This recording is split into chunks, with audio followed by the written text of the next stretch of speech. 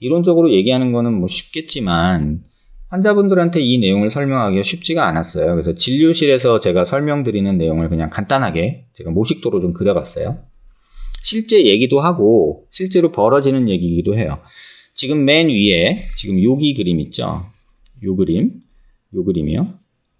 그러니까 요 그림에서 보여지는 게 이렇게 앞에 나란히 한 모습이에요. 앞에 나란히. 이렇게 앞에 나란히 한 모습을 머리 위에서 본 거죠. 그럼 머리 위에서 봤을 때 앞에 나란히 하면 팔 길이가 똑같아요. 지금 요 길이랑 똑같죠. 그런데 만약에 어떤 환자가 어깨가 이렇게 삐뚤어졌다고 생각해 보세요. 다시 말하면 이렇게 있어야 되는데 이렇게 있는 거죠. 이렇게 어깨가 삐뚤어졌다고 생각하면 이 팔 길이는 양쪽이 똑같아도 어깨가 삐뚤어져 있으니까 보일 때는 요 차이가 발생을 하죠. 그래서 환자들이 이 상황에서 뭐라고 얘기하냐면 선생님 저 왼팔이 길어요. 지금 이게 왼팔이니까요. 이 녀석이 왼팔이니까 선생님 저 왼팔이 길어요. 똑같게 해주세요. 이렇게 얘기를 한다고요.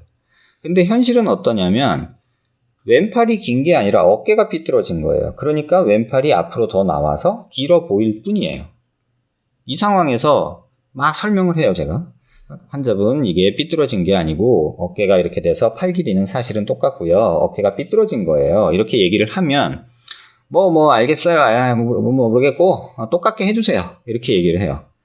그러면 할 수 있는 걸 해봤자 이렇게 있으면 어깨를 우리가 돌릴 수는 없다고 가정을 하면 이 왼손을 짧게 하든가 오른손을 길게 하든가 뭐 이런 식의 이제 수술 방법이 만들어지겠죠. 근데 가장 쉬운 게 왼손을 짧게 하는 거예요. 왼손을 여기를. 그러면 어떻게 하면 되냐? 왼손이 작아지면 이렇게 되죠. 그럼 오른쪽처럼 이렇게 앞으로 튀어나온 내용이 똑같아졌어요. 그러면 이제 똑바로 된 것 같아요. 좋아요 라고 말하겠지만 실제로 차렷을 해보면 손을 내려보면 이쪽은 팔이 짧아져 있죠. 이쪽은 실제로 어깨는 삐뚤어져 있지만 차렷하면 팔 길이는 똑같은데 이때는 팔 길이가 다르다고 차렷을 하면 팔이 짧아져 있죠. 그러니까 비대칭에 대한 이해가 없이 그저 이게 수술하면 좋아진다라는 생각에 또 그냥 하게 되면 이거 이해 안 한 채로 그냥 수술하게 되면은 거의 100% 수술하고 나서 이 모습에서 보는 건 좋아졌지만 여기서 볼 때는 또 어때요? 이런 소리가 나오게 돼요. 그래서 계속 바뀌어요. 그럼 여기서 볼 때도 똑바르고 여기서 볼 때도 똑바로 해주면 되지 않냐? 라고 말은 할 수 있는데 상당히 어려워요. 왜? 다르니까. 축이 틀어져 있으니까 어깨가. 그래서 이 내용을 이해를 하셔야 되는데 사실 이게 말로는 쉬운데 이제 현실에서 환자분이 직접 이제 당하면 이제 겪으면 어려운 것 같아요. 그 다음에 또 하나는 얼굴이에요. 지금 제가 그냥 컴퓨터로 대충 그렸는데요. 이게 코고요. 이게 귀라고 생각해 보세요. 이게 코고 귀고. 근데 정상적으로 대칭이라면 이런 형태면 굉장히 좋겠죠? 근데 사람 얼굴이 비대칭이 있다 그랬잖아요. 그럼 이런 식으로 삐뚤어질 수 있어요. 그쵸? 또 심한 경우는 이런 경우도 있어요. 아까 말한 대로 길이가 다른 경우도 있지만 엑시스가 다른 경우도 있고 길이와 엑시스가 같이 틀어진 경우도 있는 거예요. 그러면 이런 경우에 선생님 저 왼쪽 광대가 이쪽이 왼쪽이라고 가정을 하면 여기가 튀어나왔으니까 여기를 줄여주세요 라고 얘기할 거예요.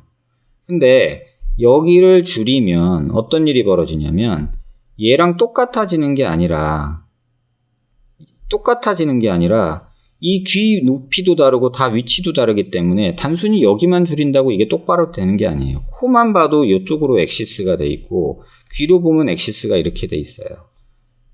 그러니까 이 상태에서 단순히 요 광대 튀어나온 게 싫다고 요걸 교정한다고 해서 대칭이 좋아지는 게 아니에요. 더 심란한 건 이런 경우죠.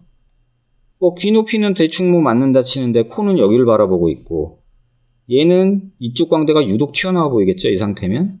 그럼 여길 또 이렇게 줄인다고 생각해 보세요. 그런다고 똑바로 되냐는 거죠. 머리통도 다르고 막 다르니까. 그래서 이런 식으로 이제 비대칭이 마구잡이로 이제 3차원적으로 일어난다는 거죠. 그럼 이게 머리 위에서 지금 나를 본 거란 말이에요. 그러면 이쪽에 맨 왼쪽에 있는 요거를 보면은 그냥 정상적인 얼굴이라고 가정을 해보자고요. 아주 대칭적이다라고 생각을 하고. 그런데 아까 머리 위에서도 마른 목골로 또는 평행사변형으로 막 이렇게 삐뚤어질 수 있다고 그랬잖아요. 근데 정면에서 모습도 이렇게 다를 수 있어요. 요게 눈 높이고 코 높이는 여기고 이런 식으로. 그러면 축이 지금 얼굴의 축이 이런 식으로 그려지는 거예요. 근데 이 경우는 또 어떤가 보면 눈은 여기고 얼굴 축은 이렇게 휘어요. 얘는 눈 축은 이렇게 있고 얼굴 축은 이러니까 뭐 입이나 이런 게 삐뚤은 게 안 보이지만 가운데 같은 경우 이제 가장 많죠. 이 오른쪽은 조금 적기는 한데 근데 이 상태에서 만약에 우리가 코 수술을 한다고 가정을 해보자고요. 코를 수술한다고 그랬을 때 눈을 기준으로 중심을 축을 그리면 코는 여기 있어야 되고 입을 기준으로 중심을 하면은 여기 있어야 돼요. 그러니까 중심 위치가 다르다는 거죠. 눈을 기준으로 이쪽에서 코를 만들면은 이렇게 만들어야 되고요. 입을 기준으로 만들면 코를 이렇게 만들어야 돼요. 어느 게 똑바르냐는 거죠. 다시 말하면 이런 경우는 뭔 짓을 해도 삐뚤어요. 어느 곳에다가 놓더라도 환자는 눈 기준으로 보면 삐뚤 거고 입 기준으로 보면 또 삐뚤 거고 뭐 기준에 어디다 두냐에 따라서 삐뚤어 보일 수밖에 없는 상황이 되는 거예요. 그래서 그거를 이해를 하셔야 되는데 근데 이제 이런 얘기가 나오죠. 나 선글라스 끼고 이렇게 뭐 셀카 찍었는데 항상 삐뚤게 나온다. 이런 얘기 나올 수 있잖아요. 그게 왜 그러냐면 내 얼굴이 비대칭인데 선글라스로 눈이 가려져 있단 말이에요. 그럼 눈 기준으로 안 보고 입 기준으로 본단 말이에요. 이런 식으로. 어느 날 보면 그렇고 어느 날 보면 그렇고. 그래서 계속 이게 내 얼굴이 삐뚤다. 계속 이 얘기가 나오는 거예요. 그러니까 무슨 짓을 해도 삐뚤어요. 근데 환자가 이 상황을 이해를 못한 채로 생각을 하면 선생님 나는 요거가 중요해. 요것만 신경 써줘. 요렇게만 해주면 돼. 그래서 요렇게 수술을 했다 한번 생각해 보세요. 그러면 과연 이 환자가 이걸 만족하겠냐는 거죠. 만족 못해요. 왜? 자기 생각엔 이렇게 하면 될 것 같았는데 막상 해보니까 눈하고 코랑 완전 따로 놀거든요. 그러니까 요 딜레마에서 환자들이 이제 헷갈리는 거죠. 근데 이런 경우는 그냥 얼굴 전체 축에다가 맞추는 게 맞아요. 이렇게 얼굴 전체 축. 얘도 이렇게 가지만 얼굴 전체 축에다가 그냥 이 축에다가 놓는 게 맞는 거예요. 그래야 덜 삐뚤어 보여요. 근데 이제 이 상황에서 환자들은 아니야 난 이렇게 하면 될 것 같은데 난 눈은 모르겠고 나 입에다 해줘. 뭐 이런 식으로 요구를 하시는 분들이 생긴다는 거죠. 그러면 또 의사 따라갈 수밖에 없어요. 이렇게 설명을 해줬는데도 불구하고 뭐 환자가 우기니까.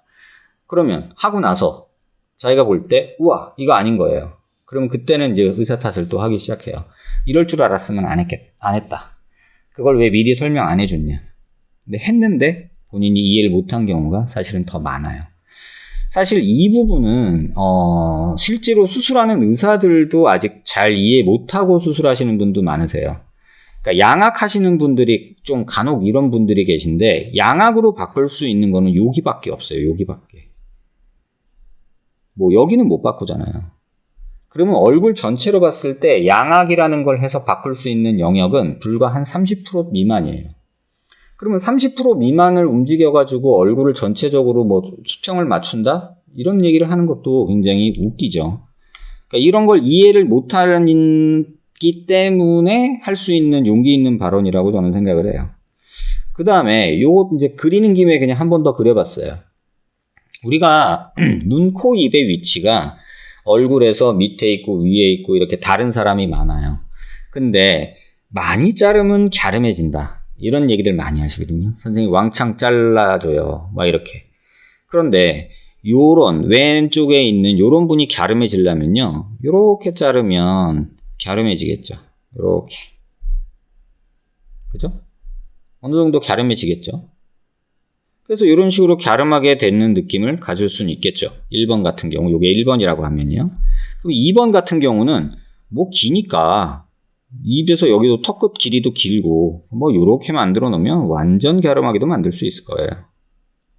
근데 불행히도 동양 사람은 1번 아니면 3번이라는 거예요. 이런 사람은 아주 드물어요. 이런 경우는 또 뭐 턱이 이렇게 막 이렇게 돼 있죠. 그러니까 이런 상황은 우리한테 많지 않고 굉장히 드물고 기껏해야 수술해서 효과 보는 경우는 1번인 경우고 이 3번인 경우가 아주 난감한 거예요. 이 3번의 얼굴을 가진 사람이 1번의 수술 결과 전후 사진을 보고 와 나도 수술하면 이렇게 될 수 있겠다 이렇게 착각을 하기 시작하는 거예요. 그럼 왕창 잘라요. 이만큼 막. 그러면 요 길이가 짧잖아요. 그러니까 왕창 자를 수 있는 만큼 잘랐어요. 그러면 귀 뒤에 개턱대고 여기 볼살 늘어지고 여기는 막 늘어지고 여기는 턱이 없고 뼈는 뾰족하니 갸름하게 돼 있는데 얼굴은 두리뭉실 이렇게 돼 있는 거죠. 사각턱 수술하고서 효과 못 보고 볼처짐으로 고생하면서 인터넷 글 쓰시는 분들의 한 70-80%는 전 여기에 있는 것 같아요. 제가 보기에는.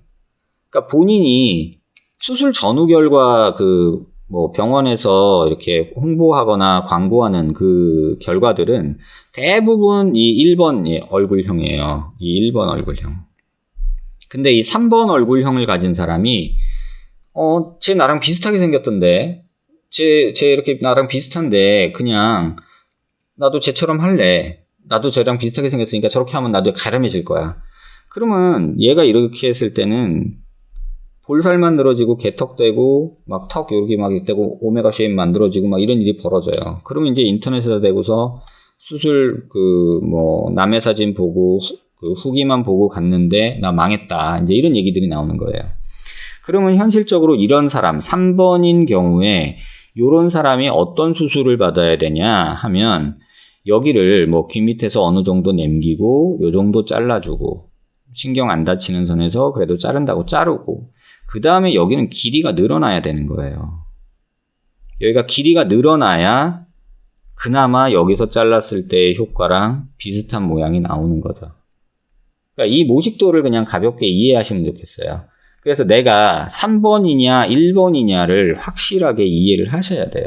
근데 대부분 그렇지 않는 경우가 정말 많은 것 같아요.